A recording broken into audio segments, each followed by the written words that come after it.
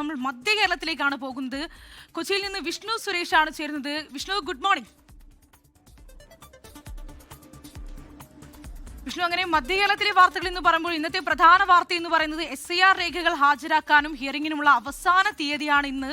അതിനുള്ള സമഗ്രമായ വിവരങ്ങളാണ് പങ്കുവയ്ക്കാനുള്ളത്. എന്തൊക്കെയാണ് വിവരങ്ങൾ?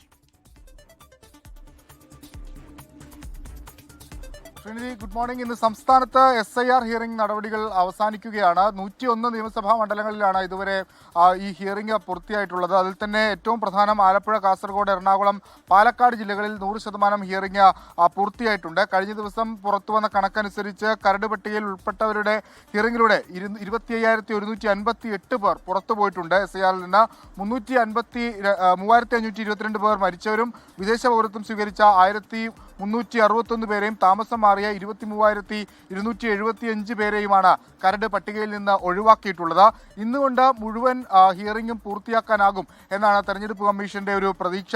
അതുകൊണ്ട് ഇന്ന് പരമാവധി ആളുകൾ ഈ ഹിയറിംഗിന്, അതായത് നേരത്തെ ഈ പ്രശ്നങ്ങളൊക്കെ ഉള്ള ഈ വോട്ടർ ലിസ്റ്റുമായി ബന്ധപ്പെട്ട പ്രശ്നങ്ങളൊക്കെ ഉള്ള ആളുകൾക്ക് ഈ ഹിയറിംഗിന് എത്തി അവരുടെ പ്രശ്നങ്ങളൊക്കെ റെക്ടിഫൈ ചെയ്യാനുള്ള അവസാനത്തെ ദിവസമാണുള്ളത്. അതുകൊണ്ട് കളക്ടറേറ്റുകളിലൊക്കെ ഇന്ന് വലിയ തിരക്ക് ഉണ്ടാവും. പ്രത്യേക ക്രമീകരണങ്ങളൊക്കെ ഏർപ്പെടുത്തിയിട്ടുണ്ട്. ഒപ്പം കൊച്ചിയിൽ ഇന്ന് ഈ ജോസ് കെ മാണി നയിക്കുന്ന ജാഥ അതിന്ന് വൈപ്പിൻ, അതോടൊപ്പം തന്നെ തീരദേശ മേഖലകൾ കേന്ദ്രീകരിച്ചാണ് പ്രധാനമായും അവിടെയായിരിക്കും കേന്ദ്രീകരിക്കുക. ഇന്ന് അദ്ദേഹത്തിന്റെ വാർത്താ സമ്മേളനമുണ്ട് 9:30.